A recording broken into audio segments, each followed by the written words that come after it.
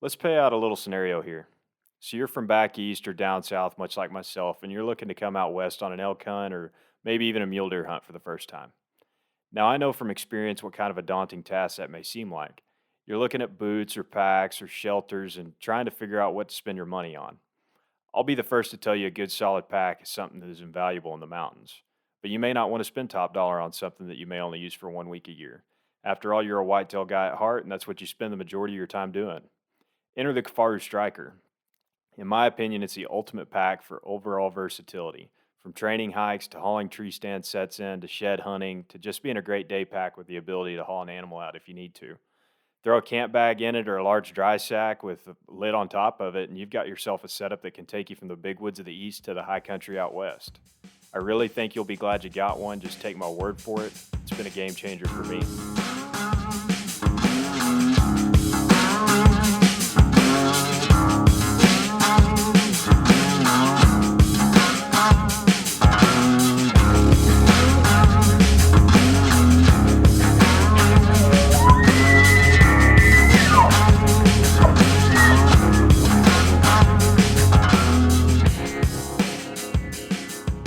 All right, guys, welcome to another episode of the Stickbow Chronicles, brought to you by Black Widow Bows. It's just me rolling solo today. I had a good friend of mine, Tony Trietch, on the other end of the mic this week. We talked rutting, plains mule deer, open country mule deer, hunting them with a bow. Tony is a compound guy, full disclosure, but he's killed a lot of really mature animals with a bow sub 20 yards. He's even tells a couple story killing a couple within a few feet on this podcast. So it was a really good one. I'm going to keep this intro pretty short and sweet. As far as announcements go, I think we've got the I Hunt Close Trad Kill 2021 going. We do need to post it up and announce it officially on our Instagram. But if you have any entries for that, shoot over your entry to ihuntcloseofficial@gmail.com. Email it to us. Don't message it to us. It gets kind of hard to keep up with. Yeah, that's pretty much all I've got. We'll jump right into the episode. Really enjoyed having Tony on. Big thanks to the sponsors. Got Kifaru International, Selway Archery, Backwoods Grind Coffee Company, The Footed Shaft, and of course, got Black Widow Bows. Thanks, gentlemen. Let's get out of here. All right, guys, I got Tony Trietch on the other end of the line here. What's going on, Tony? Not much. How you doing this morning? I'm doing okay. So I asked Tony if he wanted to record a podcast tonight, and he said, "What time?" And I said, 9 o'clock. Is that too late? And he said, "Yes, I wake up at 4:30." So here we are. He made me get up early this morning. Well, that's 10 o'clock for me too. You got to remember. So. Oh yeah, that's right. You're Eastern. Yeah, I'd be asleep. I'm an old man. Yeah, I forget that. Well, Tony, tell us a little bit about yourself, just for the listeners that maybe aren't familiar with you. Where are you from? What do you do? And how long you've been hunting? Kind of lay out the resume a little bit. Sure. Midwestern guy that has built his life around being able to travel and hunt. I grew up hunting. Dad had me in the tree stand before I could take a weapon, and by the time I was 12, the deer were in trouble, and I shot every buck I saw, and that's just what you did back in Michigan back then. And it progressed to in my 20s traveling hunting and going to Illinois, Iowa, Ohio, Kansas, and then that progressed into going to the mountains and hunting every state except for the Pacific Coast. And nowadays, and in the process, I started a company, just a small carpentry, home building business, and I built it around the fact that I'm going to leave some point in July or August and not come home until, probably late October, and then be home for a few weeks to process the animals, and then leave again for the Midwest hunts. And it's not just a bunch of little trips. I literally pack up the truck and I don't come home for usually 3 months or so at a time. So it's just living out of the truck in a tent, and some backpack hunts, some truck hunts, and just a mix of everything. And it's evolved into being asked to write reviews for Rockslide and write other articles. And I'm not really a writer, but I write. I'm more of a numbers guy. My English professor, from high school or college, knew I was writing. He'd probably roll over in his grave if he's still alive, or if he's dead. I mean, I am not your typical writer, but it's what I'm asked to do, and I kind of enjoy it. It's fun. I get to test new products for Rockslide, and it's evolved even more now with what you've convinced me to do. So this year will be completely different, and it's kind of exciting. Something different. Making a film. So that's me in a nutshell. Carpenter, someone who's not writing what's writing, and spends every moment of his life thinking about the fall hunt. Yeah, no, you just I had never seen your trophy house. We'll put it that way. And you just walked me around right before we started this, and it's pretty mind blowing, man. You've got a lot of really really good bucks on the wall. And when I say a lot, I mean like, I don't know, 20, 30. Between the Euros and the mounts, there's probably close to 50. I didn't show you downstairs, but there's probably close to 20 now that would grow Spoon and Crockett, I'm guessing. Grow Spoon and Crockett. That's wild. Well, yeah. So me and Tony this year, we are getting landowner tags in Eastern Colorado. Tony's a compound guy temporarily. I'm still working on it, but we're getting landowner tags in Eastern Colorado for mule deer. We can shoot whitetails too.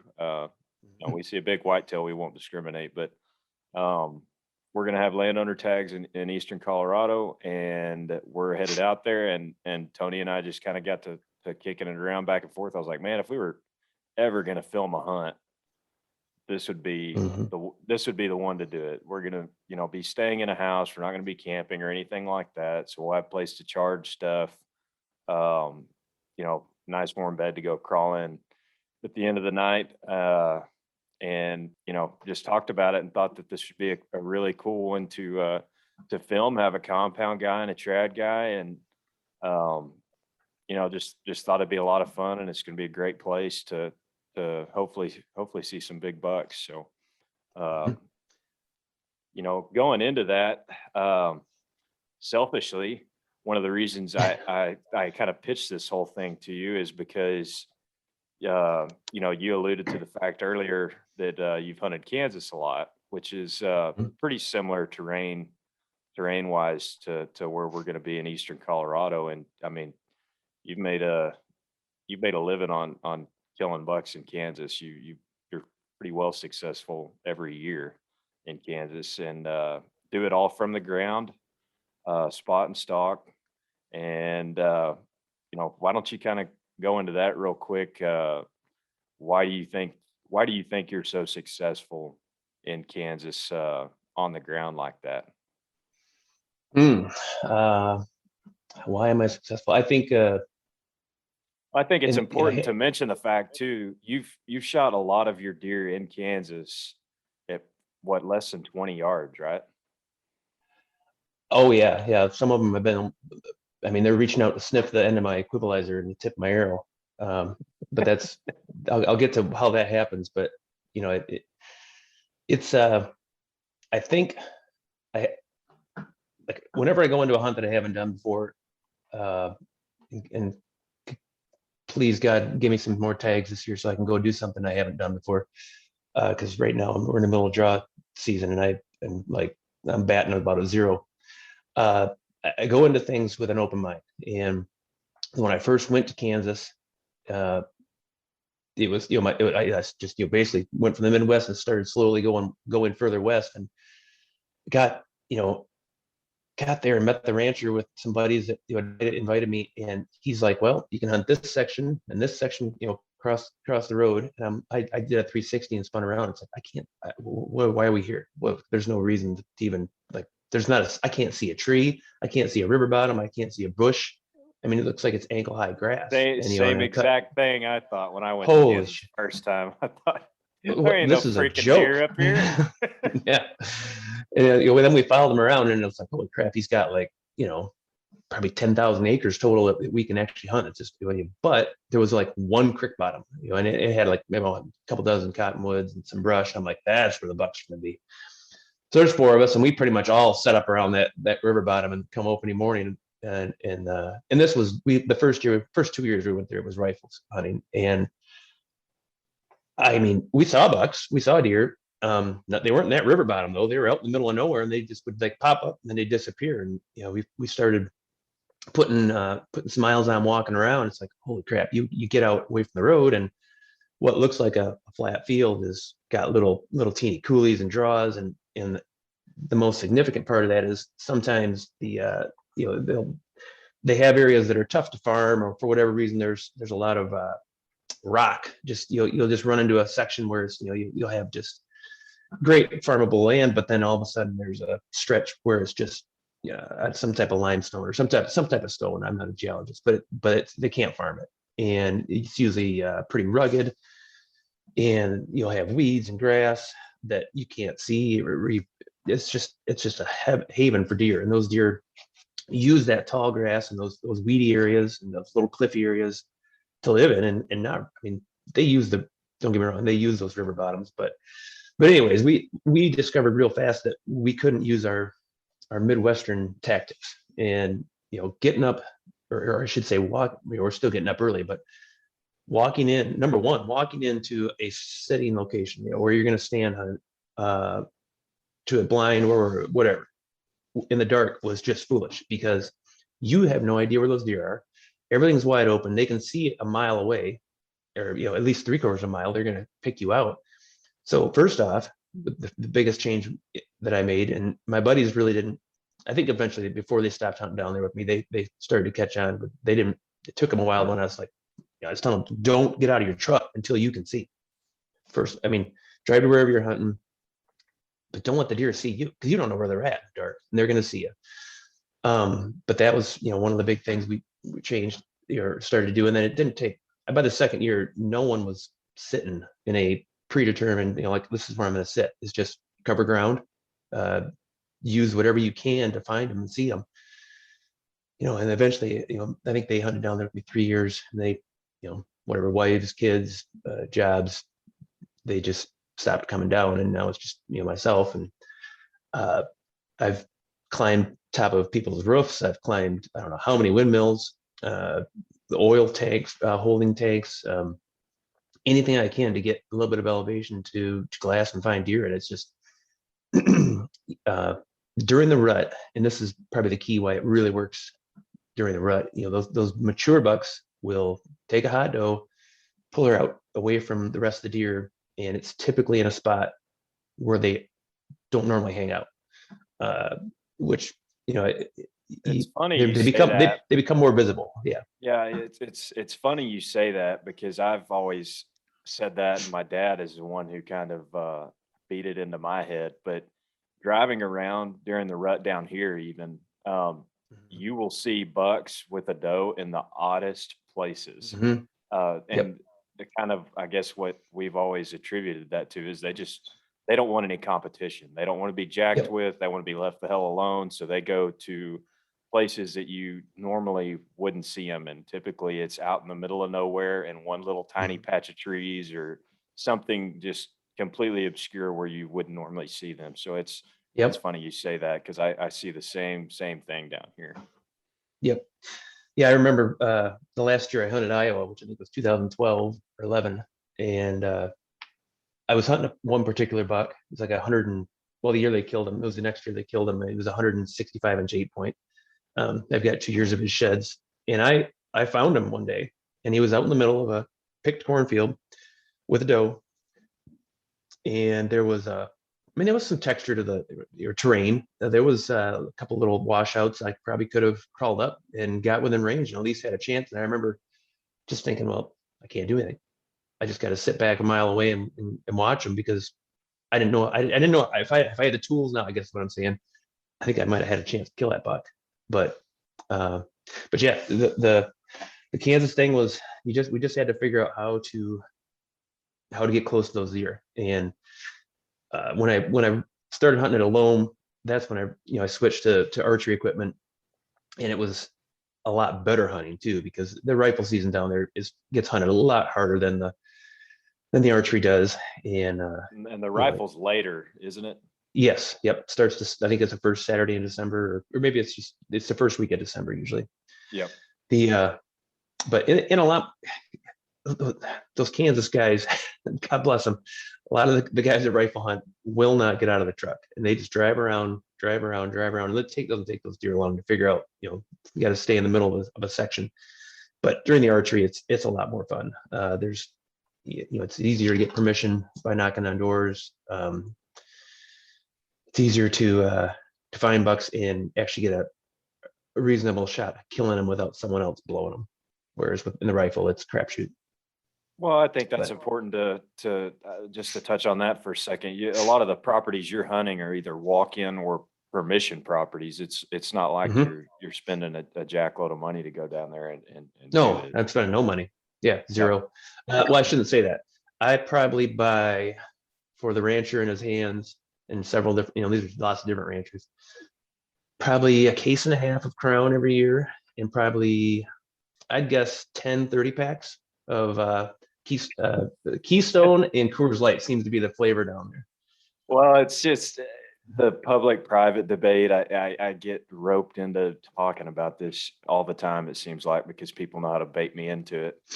But there's this weird perception that private land takes, a jillionaire to be able to hunt it, and it does in some places. Yes. There's no doubt, but there's still good private land to be had out there by the regular blue collar guy Yep.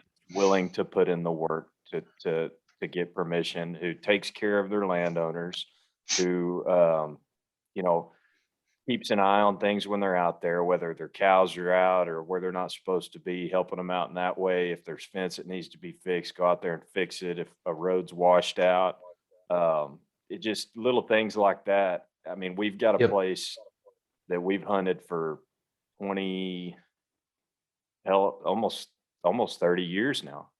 Hmm. And they've repeatedly told us time and time again, y'all will hunt this place as long as y'all want to have it, because Nice. it's just, when you take care of business, and the landowner knows that who they're dealing with, they're not dealing with jackasses. It is, and not only that, now that is a reference for us to get permission on other places, because landowners talk Yeah. to each, Yep. and they say, those guys there, Tony's a great guy. He takes care of business. He's going to take care of your stuff. You won't ever know he's there. Um, it's just, I wanted to touch on that real quick, because I think some people, when they hear private land, they think, oh, well, that must have cost him a fortune or whatever. And there's still places out there where it doesn't. And I thought that was something worth mentioning. Absolutely. No, there's not a fall that goes by that I'm not helping corral cows and uh, you know give them their shots and whatever. Yeah, I'm always an extra set of eyes and watching for calves crawling underneath fences or whatever. And to touch on the fact of everybody knows everybody out there again. I know for certain that there's properties I've gotten because I say, hey, I'm hunting and staying on. I'm not gonna say his name, but whatever his property, and they're like, oh, well, if friends with him, then by all means. And Yep. it's I've never paid a penny in Kansas to hunt down there, but whatever. After what I saw in the high country Colorado last year, I'm ready for a change. That's Yeah. Let's. so. I mean, before we go too far deep into the weeds, let's talk about that a little bit. You hunted the high country of Hmm. Colorado pretty much every year for how long? Hmm. Uh, since I started going out west, I don't know, a long time, probably close to a decade now. Yeah, and And you've had a ton of success. I mean, you've killed some slammer bucks. mhm. What, in the last couple years you've killed, or last out of the last 3 years, you've killed a couple bucks that are right up there, close to 200, haven't you? Yeah, last year that buck made the cover of Eastman's. He was 211. The year before that, just a clean 4x4 that I thought was maybe pushing 180 inches till I killed him, and my being 26-inch wide all of a sudden turned into 31 wide and 2 inches away from 200. This year I was on a buck that I figured was probably 205, 207, and he had a running mate that was probably 190. Had him patterned out, and they were doing the same thing every day, and life was perfect. I mean, it was God, when you're scouting a few days before Colorado season, and that's the happiest time of that hunt, because you're just like, I got it. I mean, they're here. I got backup plans over there. I got these bucks here, and then the This day is before why season, this is this is why I like being buddies with you, because I'll take your backup plans. yeah. Well, after opening morning, I was looking for those backup plans too. Uh, Uh, I was above those bucks before daylight, and as daylight came, I crept over, making sure the thermals didn't slide down to them, but they were there. They were moving to where they had every day. Everything was perfect until probably, I don't know, it's probably 45 minutes after daylight, and those bucks were getting pretty close to their bedding area, and two guys walked straight up the basin. Which, I mean, to get where they had, you're climbing using your hands and feet, like it's almost vertical for the first, I don't know, maybe 500 vertical feet.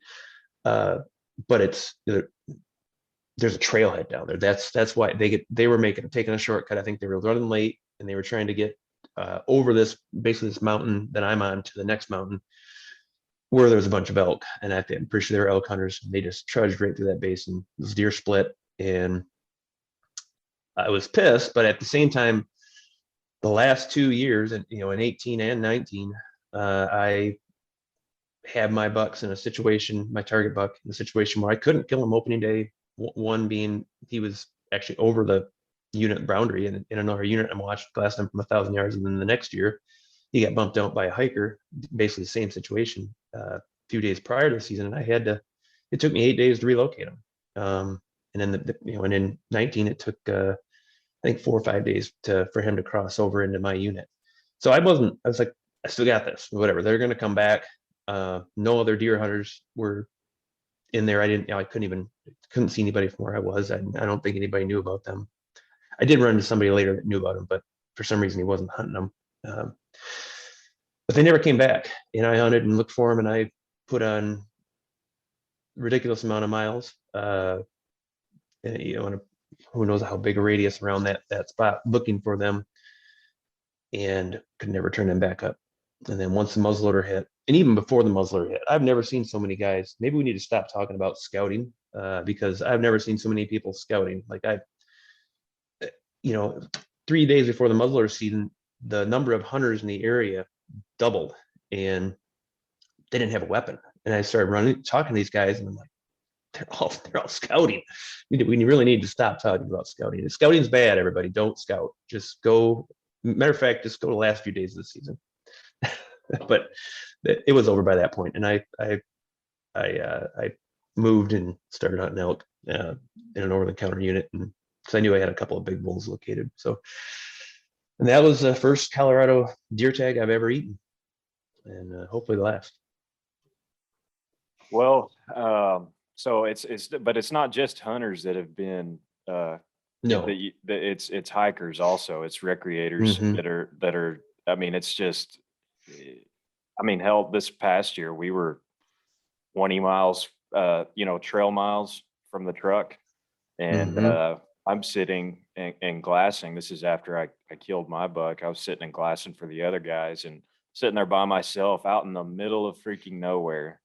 And all of a sudden I hear rocks behind me, and I thought it was a deer or something. I turn around and there's three through hikers, like just I mean, out in the middle of nowhere. There's three through hikers come right behind me, like 20 yards, and there they go, walking right through the middle of all the stuff I'm glassing. It's like, Mhm. all right, Yeah, yeah, it's just I've never. it's crazy. You can't out hike people. No. And even the amount of just day hikers. What I saw this past year in Colorado was, I don't. National Forest Service employees were like directing traffic, And there's a guy standing in the middle of this, this busy little area, parking lot area, just black, from the dust. And he's, as I pull up, and there's bumper to bumper cars on the entire 15 miles of dirt road off from the highway. And like, this is an area where you usually might see like 20 campsites, and it's bumper to bumper for 15 miles. People in the dedicated camping areas who have like fifth wheels or whatever can't even get out. They're sitting there, like, they can't leave. They have to wait till night when all these day hikers leave, just so they can get down the road. And National Forest Service is setting up pop tents, collecting trash, handing out waters and little brochures saying, please don't, stay on the trail. The alpine tundra can't, it can't take the abuse, and it doesn't grow fast enough to recover from that many people. I mean, in an area that I used to hunt, actually, it's where I killed my first high country buck in Colorado. I don't really hunt it anymore.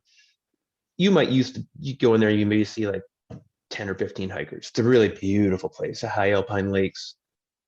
This year, I talked to a Forest Service guy, and they were counting. They had a little counter, and they were little pop up, shade tent, handing out these waters and stuff, and these trash bags. And they counted over 1,800 people walked up that trail the Sunday of Memorial Weekend last year, or not, or is it Memorial Labor Day, I guess, whatever, in the fall. And you used to see like maybe 10, 20 people. It's the high country can't, that terrain can't take that many people without being damaged. Like, they might have to start giving tags out for hikers, like a license. Well, that's kind of what I was getting at, is if it's that detrimental to the habitat and to the deer, that, should they be limited just like hunters are? Mhm. It seems crazy to me that there's that many people. Yeah, because, Mhm. well, I mean, the area that I've hunted, I see people. I don't see that many people, Yeah, but you're a little deeper than I am. well, I mean, I'm not going to get into that. Yeah. Give too much away, but yeah, I mean, it's just wild. It's just you can't out hike people. I mean, hell, we had ant stock. We rode horses back in there, and just trying to use whatever we could use to get in away from people, and still didn't Mhm. work. We still saw Nope. people. So So that's why we're going to Eastern Colorado. that's right. Yeah, yeah, and you and I will be the only two people with tags while we're there, and we'll Uh, have a pretty big chunk of property that we have access to there. So yep. it's gonna be Thank awesome. God oh, go ahead. No, I was just gonna say it's gonna be awesome. This is a hunt that I've read about it in magazines and everything else. Hunting Eastern Colorado, and it's always been one of those hunts I've wanted to do. So I'm Yep. looking forward to it. Yep. Thank God some outfitter pissed off this rancher at some point, and he doesn't lease all his property out, because he could probably make a ton of money if he did. Yeah, yeah, no, it's he likes selling tags and dealing with just regular old blue collar guys, and um he doesn't like selling to outfitters if he doesn't have to. He likes keeping his property accessible and affordable uh for blue collar guys. So that's super nice guy. I'm not gonna mention his Yeah. name on here because I don't want anybody No. putting their hand in my honey pot. But Yeah. We're gonna be outbid quick. yeah, no kidding. But anyway, let's circle back. So that's kind of what brought us to the Eastern Colorado thing, is just the high country is it's getting so hard to, I've only hunted it a couple years, so I don't have the duration of time in it that you do, but just talking to other people, and it's gotten progressively worse. The traffic and stuff. And honestly, I think there's something to hunting that 2 to 3 mile range away Mhm. from the trailhead. Not to give away That's too many secrets. sometimes the trailhead is the hot spot. No, That's no kidding. I definitely try to find those little spots when I'm, up there, and it goes for elk too. Some of those bigger herds that are way in, further in, because most of the elk aren't going to want to hang out near all the traffic, but sometimes a couple of them will, if they stay alone before they go find those cows. Yeah, I'll still be doing that this year. I'm with the lack of tags that I've drawn so far. Over the counter elk in Colorado might be the only mountain hunt that I could pull off. I'd really like to hunt elk this year because I'm going to have pretty good tag next year, I think, in Colorado. And I'd really like to get, honestly, I'd just like to be around elk a little bit more before I draw that tag, but I just don't know if I'm going to be able to swing it or not. Yeah. Just to get a little more experience in my back pocket before I have a good tag. But Well, those elk where you're going next year act differently than the bulls in the Norwood County unit. I've hunted that unit. It's nice. Yeah, no, I'm looking forward to it. It's my experience with elk and over the counter units in Colorado is pretty limited, but yeah, we had one at like 80 yards one morning. Like literally, we're standing within 30 yards of our tent, and Cameron bugled at him. He kind of skirted us just a little bit. We were trying to cut him off. He was basically, they come out above timberline at night and feed. Well, they were fixing to dive back down in the trees right as it was breaking day, and we were kind of trying to cut him off.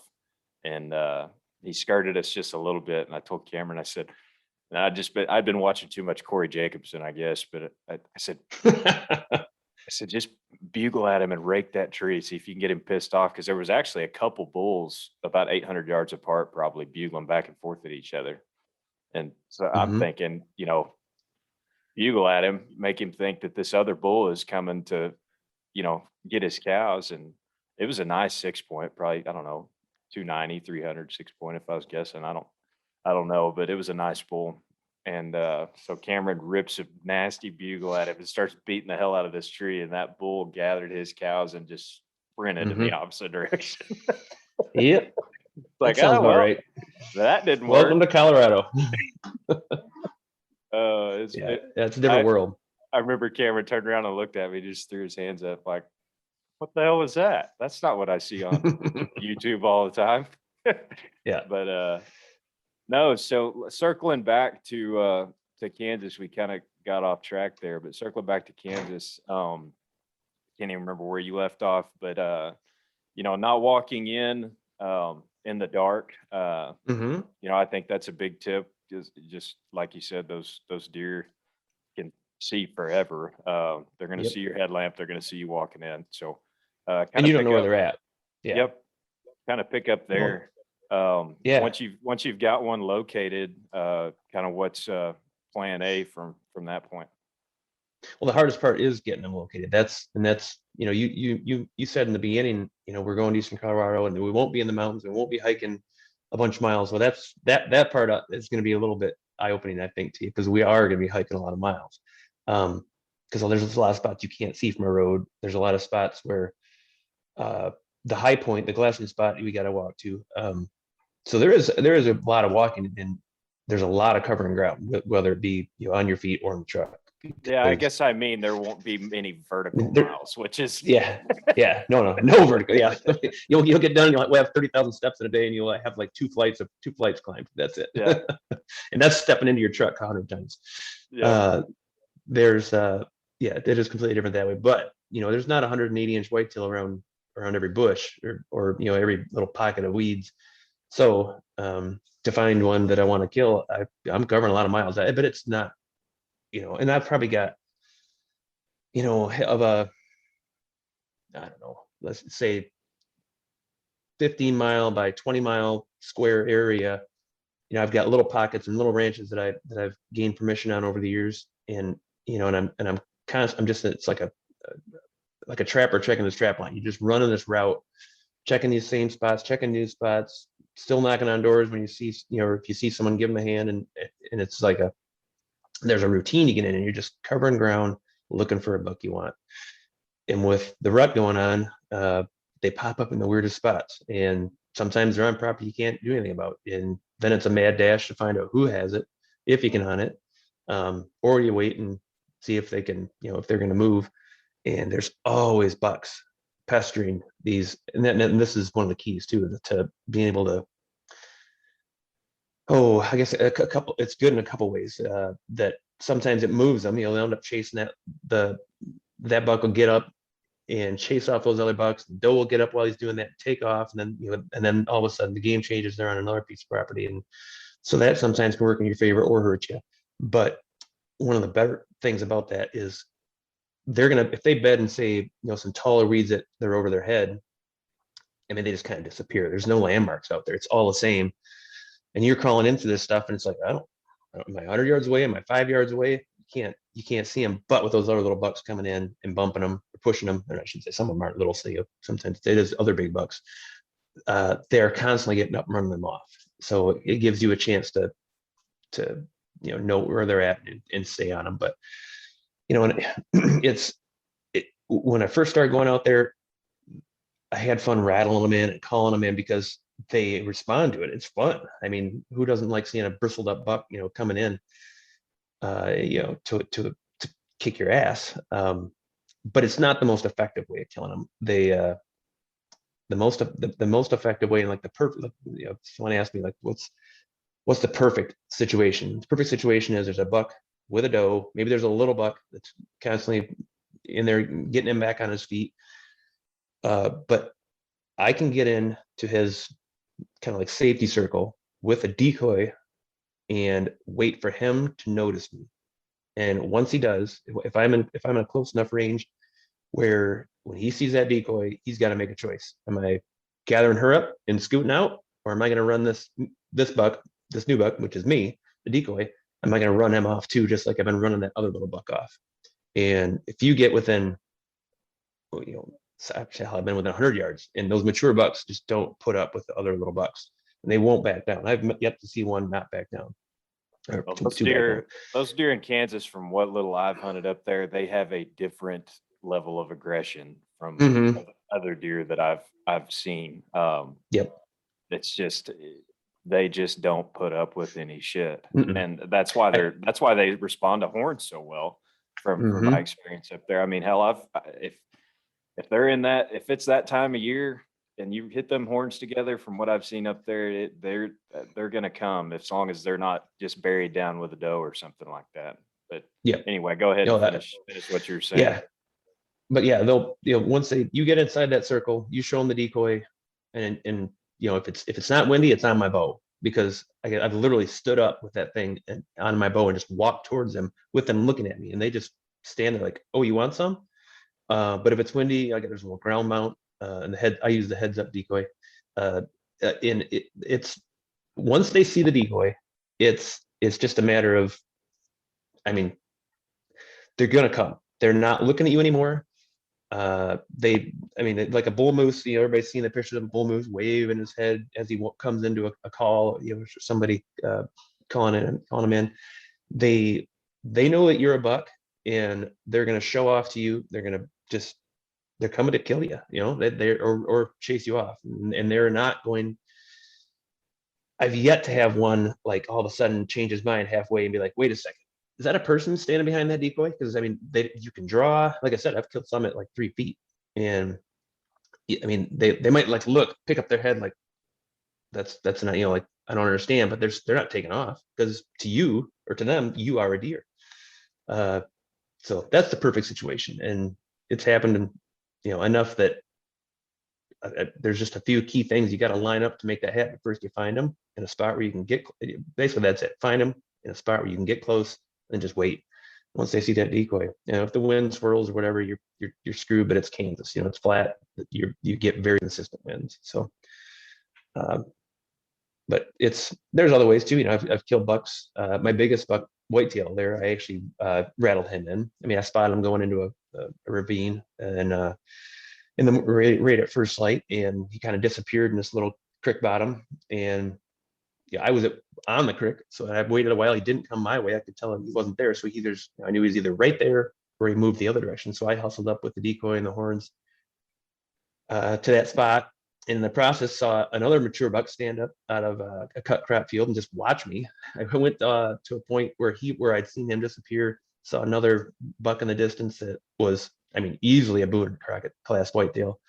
Rattled at him, and he just stood there. So I got like a 140 mature buck and a 170 buck watching me at the decoy, and I'm rattling, and I'm in a field corner where the fence is all the tumbleweeds piled up. And I mean, I'm buried, and I'm Oh just yeah. holding this. Those are perfect little spots to assault them from. And I'm rattling, and they're just looking at me like, hell, I'm not going down there. I mean, for like 10 minutes. And before I realized, I just something got that weird feeling like I should probably like check my surroundings. And I turned around, and that buck that I originally seen was still, he was right there the whole time. He was coming up out of that creek bottom, and he had already seen that decoy. Hadn't noticed me, I guess, but because I was holding it up high to flash at that to that other buck, and his eyes rolled back in his head, just rack swaying, and he came right into 20 yards, and that was it. Uh, you know, the decoy is a powerful tool for those plains deer in the rut, and I I will never hunt that without it.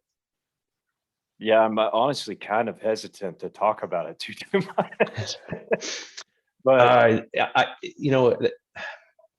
It's, yeah, you're probably right. You probably should just delete this. well, have you? Here's a question: have you used that? Like, you had that tag in New Mexico Hmm? not too long ago, and those deer rut pretty late, don't they? Oh yeah, he was all about the does, the buck that I shot. So did you? And well, I guess this is a mule deer tag, but Hmm. you've used the decoy on mule deer as well. But Hmm. you said you use a doe decoy for mule deer and not a Yes. buck decoy. And is that Yep. just due to a mule deer not being quite as aggressive as the whitetails? I think there's a couple factors there, and this isn't something I learned on my own.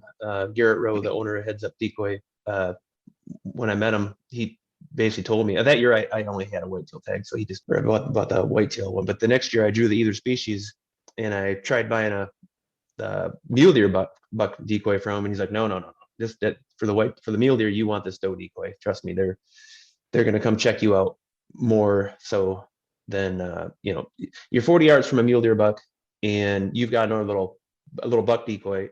He's like, that's cool. Because a lot of times in their harem, you'll see a handful of Yep. smaller bucks, and they're cool with them. They know that they're the king. They're the one that's going to rut that buck or that does, and they'll tolerate them unless they get right on that doe. They'll even tolerate each other to like eat, feed together, stand next to each other, as long as they don't get close to his doe that he's interested in. Whereas with a whitetail, he's going to get a horn to the side. Well, and typically, what I was going to say, typically you see a whitetail, he's going to be with one doe, right? Mhm. Right. For the most part. Um, with those mule deer, they have harems, so it's. I guess that makes a whole lot of sense to me now that you're saying that, because you'll Hmm. see a big buck with 4 or 5 does or 3 or 4 does, and there may be a little year and a half old buck that's just kind of following Yep. them around and hanging out with them. So no, that makes total sense now that you said that. And there's another way that I've killed some mule deer that it's not just him that wants to see the doe decoy and is like, he's coming over to check you out and see if you're hot and put you in the harem, whatever. It's the does. The mule deer does can't stand the white or the mule deer decoy. It's almost like the buck accepts you for being a doe, and the doe mule deer are like, what the hell is that? And they get pissed. They'll snort at you. They'll stomp at you. They'll run away, and then they'll come right back. And I mean, there's been times when I've blown them out completely, but most of the time they're gonna get all irritated. They're gonna blow at you. They snort at you. They're gonna and they'll stomp right into you, and they bring him right with them. And that's, yeah, it's you they don't have a lot of mule deer doe tags down there, but if they did, the best way to kill a mule deer doe would be with a mule deer doe decoy, because you could pull them right across the field to you. They have to check you out. Yeah, you've killed some pretty good mule deer there in Kansas. Also, it hasn't been just whitetails. They're pretty Hmm. stingy with their mule deer tags, but Yeah, it's you, completely random. The you tags, the way they assign them. I think I drew 2 years in a row, and I never, I think I drew, or I applied 5 years before that, never drew, and I haven't drawn the last couple of years. Yeah, we're no, it's both gonna going to be have fun. Kansas tags too. So if we screw around and have good luck in Colorado, we'll bounce over and go hunt Kansas. Yeah, we'll just have to play it by ear. Hopefully, we can get uh, Eastern Colorado done get two good bucks on the ground before David DeAustin has to go back to regular work, and he can come on over to Kansas with us. Yeah, no, that'd be awesome. So, yeah, I guess kind of at this point, I've talked about it a little bit on here, but David D. Austin from Kifaru is going to come out with us, and he's gonna film the whole thing. So, um, yeah, that's gonna premiere on Rock Slide. Is that right? Mm-hmm. Yep. Yep. They're gonna host it. Cool. Yeah, so that be looking for that. We'll have Tony on here again before the hunt and tease it, or maybe after the hunt and tease it. And uh, yeah, I'm looking forward to it. It's going to be a blast. So I'm not going to be near as picky as you. So You know, I forget who it was I was talking to, and one of them, said, "Well, so how are you going to decide, if you're only got one film guy, one, and not that you and I can't be filming each other sometimes too, but if we only have David DeAustin, there's two of us in the tag, and you're all spotting these bucks together, how do you decide who's going to kill what buck? How well do you really know Blake? Is this going to turn into a wrestling match? Because he's going to kick your ass." And I said, well, with the stick bow, I don't think he's nearly as going to be as picky. If he sees a 160 mule deer, he might try to kill it. So no, I'm not. I'm not overly picky with mule deer at this point. I'm pretty picky about whitetails. It would mhm. honestly take a much bigger whitetail to get me super interested in killing a whitetail than it would a mule deer. I just want to kill a really, I'd like to kill a big buck just as bad as anybody else, but just want to kill a good old buck, and Mhm. that'll be worth it. I mean, a bonus if he's got 175 inches antler on top of his hip, but Yeah, we've I'm we've excited. talked we've talked about that though. I don't think that'll be an issue for you and I. No, It's it'll be pretty easy, I think. yeah, I'm excited about some of the stuff that we're going to be able to hopefully get on film, because I look back at not just Kansas, but Eastern Montana. I basically hunt the same way with the decoy, and some of the stuff that's happened to me with these deer, coming in to rip that decoy out of my hands. They're coming in to defend that doe, and it's close. It's you know not only is there been like a deer literally reaching out to smell my quibbilizer, like what the heck is this thing attached to this doe, not knowing that I'm drawing back, and that's it. I mean, if I could have had a camera guy 6 feet behind me with another, being shielded by another doe decoy or a buck, whatever, and got this on film, I mean, it would just be, yeah, that's the goal, is to hopefully we can get some of those interactions that similar to what I've had in the past. If we do, it's going to be awesome. Well, I mean, if you had to pick one, what's the number one closest, craziest interaction you've had? I know you've had quite a few, but if you had to pick one Hmm. that kind of stood out. Montana, actually, like a 190, close to 190, high 180s buck that, yeah, he was with a group of does, and I snuck in with the wind and the train. They were in it was crazy windy this day, and they don't like the just being beat on with the wind when it's colder. And they were tucked in this little coulee, so it was actually pretty easy to get within like 30, 40 yards. And I just waited until one of the does, or one of them saw the decoy, and it ended up being one of the does. And like I said, they hate it. And they all stood up, and pretty soon I got 9 does just 30 yards from me, just stomping around and stomping around. And finally they accepted me. The buck the whole time is like just walking through them, and I don't have a shot. Or there's always a buck or a doe behind him or in front of him. And eventually they all laid out, and he went over there and kind of stood over top of them. And then as soon as those does kind of accepted me, whatever, as a doe, he turned around and was like, all right, I'll go check her out. And he just walked right in, and he was 3 feet away from the end of my equivalizer, and the furthest thing out on the bow. And yeah, just lights out. When I was drawing back, he kind of picked up his head, like, whoa, wait a second. But he didn't run. He just took the arrow. And even then, he jumps, and he looks at you like, what the heck was that? Uh, I don't feel very good right now. They don't, it's not like you're still a doe to him. He doesn't know what happened. and then of course double lung just tips over. And I've had for whitetail, the closest one was probably last year's. Well, it was another one. Well, that one wasn't decoy. I just snuck up on him and shot him in his bed, but that was about 9 feet. That's actually the longest arrow I've ever sent at a deer and the shortest, because he's like a 150 whitetail. It was probably 7 years ago. Crept up on him in his bed. He had a doe, but she actually picked me out while I was sneaking in, crawling across a cut wheat field, and stood up and walked around and winded me and took off. And he was dead asleep and never knew that she left. And so as soon as she was gone, I was like, oh, I just stood up and walked towards this grass. And it's like 3 foot tall. And I got 9 feet from him. He's laying there with his head, like rack is literally on the ground, lights out. Like, I mean, he'd been rutting hard all night long. And I'm like, well, this is easy. But I was shooting expandables back then. It was the Ulmer Edge, and it caught on some of the grass. At 9 feet, I bet you that arrow moved at least a foot. And we're talking the grass that I was trying to shoot through was 3 feet from him, and the arrow deflected and went high and left and right into his neck. He takes off and runs out to. Well, first he ran out to like 40 yards and stood there like, what the heck was that? I'm like, oh my God, I got to kill him. And I drew back, shot, and I had a 1-pin slider at the time. I forgot to change my pin. So it zips right into his heart. I'm like, oh, and lays down real quick. I'm like, well, maybe I got something in the neck. Maybe he's going to die. 5 minutes later, he stands up, and you can tell by his expression. He's like, wait a second, I had a doe. Where's she at?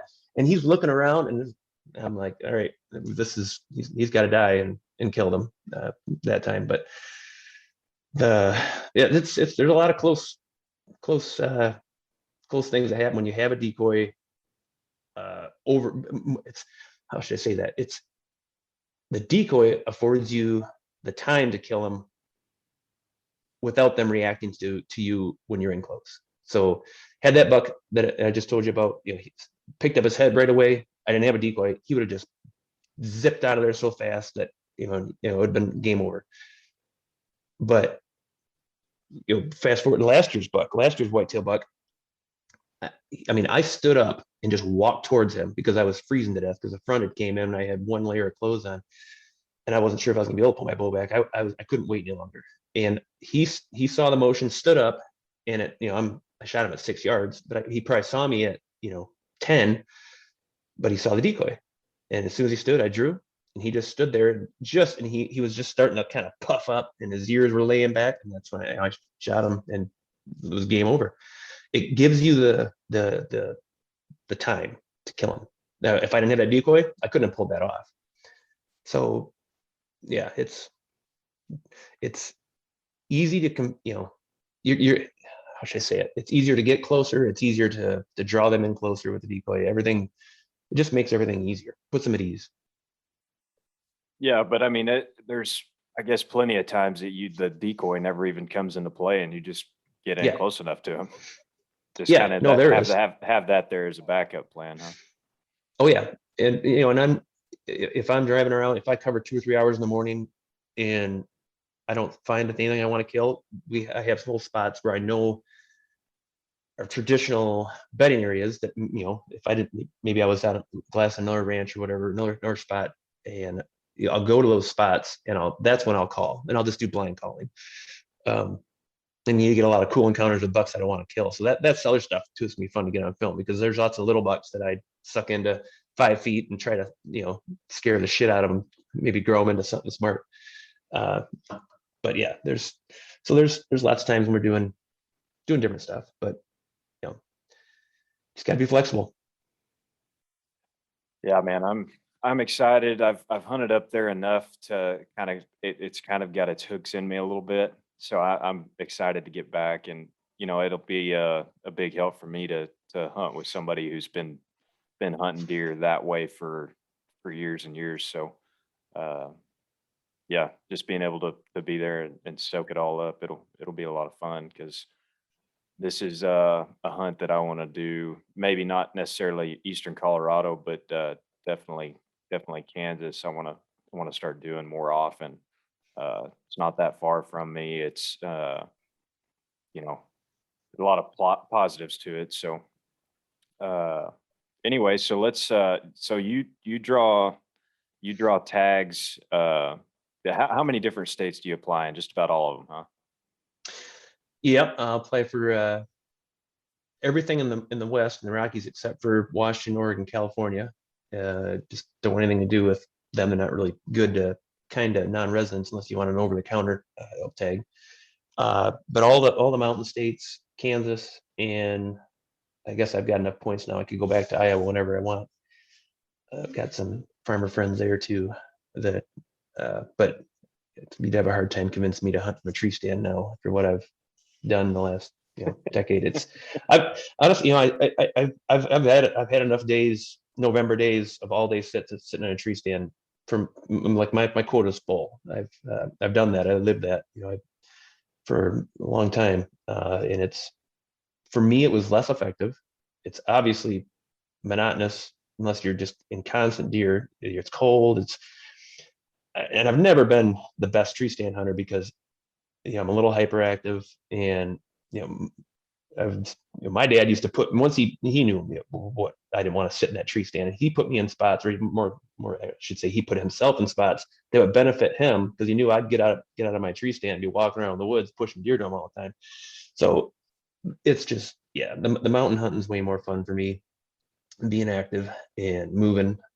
But it's not just a fun thing either. Like once I started hunting spot and stalk out west and then put it to use in Kansas and eastern Montana, in the prairie, I started killing bigger stuff. Like it's not just more fun, it's also more effective for me. I mean, it's I went from having a couple of bucks that would make Boone and Crockett hunting out of tree stands to now I want to kill one every year. So it's for me it's easier. Well, and I think what makes you different from a lot of people is, well, you said it earlier. Um, a couple of hikers or a hunter had bumped your target buck out, and you sat there for 8 days until you relocated him. Well, I didn't And sit there. I was covering 15 well, miles a day looking for you. well, but that's my Yeah. point is you stayed 100%. And you stayed 100% after that buck for 8 days, Yeah. trying to relocate him, and myself included. There's not very many people who can do that because I'm going to get sidetracked and think the grass is greener over here, and that's something that I'm trying to get better about. Mhm. I think there's a fine line there that you have to walk between I'm wasting my time and moving on too fast Sure. to staying. I mean, you may, and that's another thing to hunt these bucks like you do. You've got to be okay with eating tags sometimes. Mhm. If you're going to stay that dedicated, which you don't eat many of them, I'll say that. But But I'd rather eat a tag than kill something that I regret. And I've done it. It's been a long time, but I remember killing a buck and then standing over him like, yeah, he's not as big as I thought he was. This is probably back in 07 or no or 08. And man, I don't want that feeling again. That's not just because of what you put all that work in and then you have a feeling of regret, but it's for the animal too. I mean, like then you feel like crap because you just you killed something that you don't appreciate. So it's got to be something and the scouting comes into play here too, because if you scout enough the area, if you spend enough time in the area, what's there. If you're just coming in blind, day before opener, there you don't really know what's there. So maybe the buck you're seeing is the best buck there. So yeah, it's the scouting is key. I think that's the biggest, setting up my business when I was younger. And I think I'm in my 21st year since I started my business, and having my customers know that I'm gone. Like I'm going to come out of the mountains or wherever I'm at and do payroll every 2 weeks and invoicing every month at the end of the month. But other than that, I mean, you can still get a hold of me, but I'm in a different state. I'm halfway across the country. You got to be okay with this if we're going to do business together. And luckily I got, I'm a talented enough carpenter and I got enough talented carpenters working for me that I can pull it off. And because if it wasn't for that, I wouldn't be able to do what I do. Um, so there's the big tip, everybody. Be self-employed like Blake's soon going to be. Yeah. You've been bugging me to do it for a while. I don't know that I'll ever get it done, but it's certainly something to think about. You know, I just went blank. I drew a blank. Um, Yeah, well, I that's was going because to you were say, working 90 hours a week. that's no kidding. Um, no, what I was going to say is is it, I'm just going to spitball here. It's, Yeah. you like killing big animals, not necessarily because it's a trophy hunting thing or whatever. It's a challenge thing, I would imagine. Correct?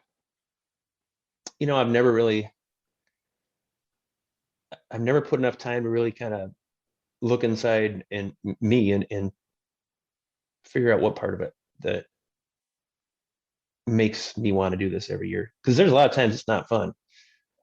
Nevada last year was had me just about ready to give away my bow and just go golfing or something. It wasn't fun. So maybe there's some part of me that likes the challenge. Part of me just likes, and this might sound horrible, but big antlers. Like as a kid, my dad had subscribed to North American Whitetail and Outdoor Life, Field and Stream, Sports Afield, and Deer and Deer Hunting, all these magazines that were out back then. And he'd give me a marker and he'd say, okay, you make a mark on every single deer picture where you'd shoot it. And I just would just read all the articles. You couldn't get me to read a textbook or study or do my homework, but I read every one of his magazines front to cover and was just infatuated with antlers and with bucks and it, and that's never gone away. Uh, it's changed from when I was a kid, like in Michigan, when it's different now, like I said before, but we killed. I mean, if you saw a spike with 3-inch antlers, he's dying. Like that's like, hell yeah, we got more. We got to it changed now to I want a certain class of buck, but I don't know if it's the challenge. If it was the challenge, I'd be pick up that stick bow that you've been pushing and to do that. So I don't think it's just the challenge because I still have my training wheels. You're gonna do it one of these days. I'll get you talked into it. I think you've got Oh, the I've wanted to mindset for for it. years. Yeah, no, I've wanted to, but I don't really. It's like this film thing. I've been telling Zach Boughton. I met him on the side of a mountain. He's one of the better videographers in the hunting industry, and he's bugged me for years. Like, he called me up. It's like, hey, let me just tag along. Let's film a hunt. Let's do some stuff. And I'm like, I mean, and he's a great hunter. I'm like, no, I don't want. Why would I want to do that? Like I don't want someone else coming around and messing up my hunt. And not that he would, but like I had opportunities to do this filming thing, before, and I've been hard no, like I don't want to do it. And then here comes Blake, and I'm like, well, actually, it'd probably work with this decoy system because we can just put a decoy with the. And I'm like, all right, let's do it. And now, I'm like, I went head first, and now and it took up I don't know how many hours of my life, trying to put this thing together.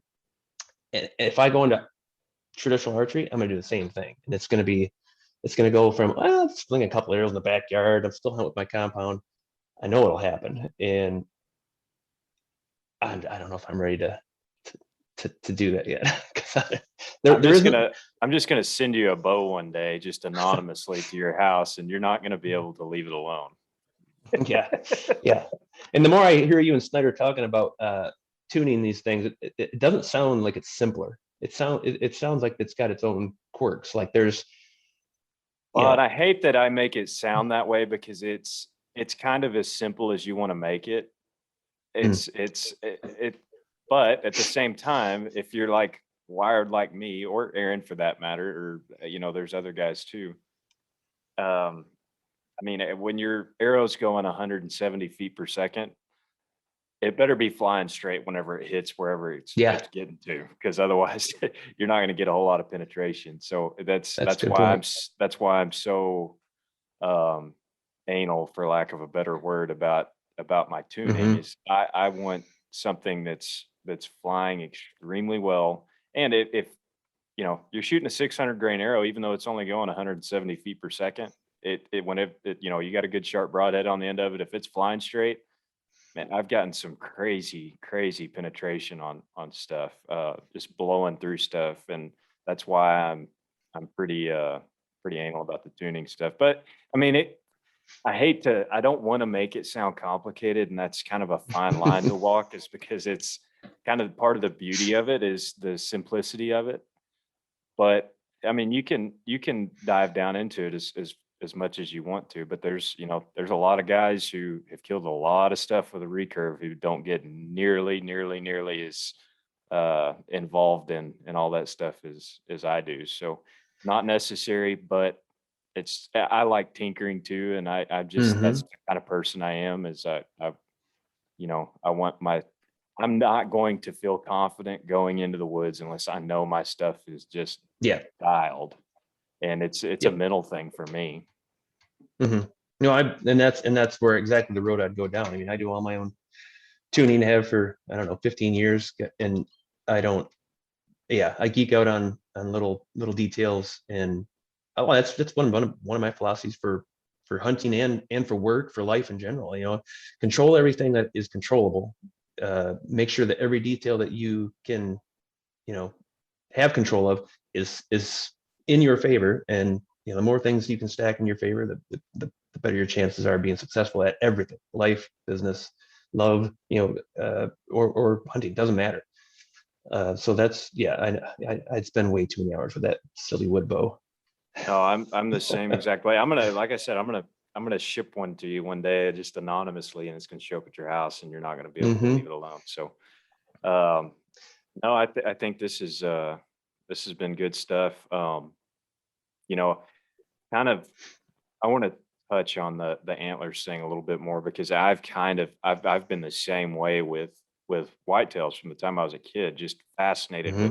with antlers and how unique they can be, and how uh, different one set is to another. And um, I think it's important to mention too, if anybody follows Tony on Instagram, he's constantly cooking up moose or this or that. So Hmm. Oh uh, yeah, no, all the that's meat, everything I kill comes home. So, well, how many coolers do you drag around with you? oh, I got a trailer. So yeah, there's some serious logistics to go into leaving the house in August and not coming home for 3 months, and killing animals in states. And then, so I'll usually have two freezers, like the small little, like 4 foot by 3 foot tall freezers, and then probably, I bet there's probably 6 or 7 Yetis in the truck. So, and trailers. But then, I have friends along, friends in Colorado, friends in Montana, friends in Wyoming, whatever, everywhere where I go. And then I leave a freezer, here, plug a deer in it, deer and elk in it, hopefully in one state, go to the next. And then basically when I'm done, uh, I'll just retrack my route, and collect all the freezers and go home. Sometimes I'll take it, unplug them, throw them in the trailer, drive to another state, plug them back in. But yeah, lots of friends with pole barns and garages that just let me, keep them keeping the meat good. And then when I come home, usually sometime in October, I've got 10 days straight of processing meat. Usually when I come home from a mountain trip, I'm in the best physical shape I'm ever at. It's just, I'm feeling great. And I do not mind processing meat. It's relaxing for me. So, and it's, I can, and I'm still not working either. So, I mean, I'm back in the office, but I'm not swinging the hammer. So it's good. Well, cool, man. Well, I hope we didn't give away too many secrets here, but I thought this was a good one to do, and like to have compound guys on every once in a while, so Yeah. Well, we can still be friends. Well, that's the whole theme of our film we're making. Two guys, different weapons, two different weapons, two different states. Hopefully, 4 deer, 4 bucks killed, Yeah, and you're more somehow. you're more optimistic than I am. Well, you just If wait I to see. You just wait. we'll see, but no, I'm really looking forward to it, man. I This is the kind of well, I mean, this is kind of the I don't know if I want to say the biggest hunt I've ever been on, but the one I've looked forward to the most, I guess, other than maybe my first high country hunt. That one was pretty cool too. But man, I can't wait. November can't get Yeah. it quick enough. Yep. I agree. I've always wanted to hunt Eastern Colorado. I mean, just you see the deer that's being produced out there, but I didn't even realize that there was ranchers that didn't have their property leased up, because you always hear it's how expensive the landowner vouchers are, and you got to go with an outfitter, and and I'm not saying there's anything wrong with going with an outfitter. That's fine, but just add on another however how much knows that cost. So no, I'm looking forward to it, and this is if it's anything like it is across the border, and it's not very far as a crow flies from where I hunt in Kansas, so I can't imagine it's gonna be too much. If it's any different, it's gonna be different in a better way, because less hunters, less tags. So yeah, this is a lot of times I look forward to the adventure of a hunt, even a new mountain hunt, new area. This is just like I'm looking forward to the potential of what we could find. Like, this is going to be fun. Yeah, either way, it'll be fun either way, even if we only turn up 170, whatever. But this could be really cool. This could be big. Yeah, and I think it'll just I think it'll be a good mix of me and you, whether it's different weapons or I'm not gonna be out there looking for a 190 or 200-inch mule deer. I'm gonna be I want my thing with the stick bow, especially when I have limited amounts of time, is I want opportunities. I need opportunities, and hopefully get plenty of opportunities on mature bucks. That's if I get that, I'll be stoked. So Okay, everybody heard that, right? Anything over 190 is mine. that's right. No, we'll have a lot of fun, and I think we'll hunt well together. We both got a pretty similar motor on us, so I think Yeah. we'll hunt together well. Yep. No, I think it'd be fun. And David D. Austin I've yet to meet David face to face, but yeah, I think it's going to be a fun trip. And we're not going to be killing ourselves backpacking. We'll have a shower and real food. Everybody needs one of those hunts. Tony's going to get up and make us breakfast every morning because he gets up at 4:30. Yeah, there's a good chance that we'll definitely be grilling some steaks on the trigger every night. That's for sure. You bet. All right, Tony. Well, I appreciate it, and we'll get you back on here before the hunt or after the hunt or something. And I think I don't know. Are we going to be pretty stingy with the outcome of the hunt until the film comes out? I had not thought about that. I don't know. That's a good question. We'll have to talk to people who've done this before. Well, anyways, y'all will be hearing more about it, and it'll be a lot of fun. So appreciate it, Tony. Yep, anytime. Thanks for having me on. You bet.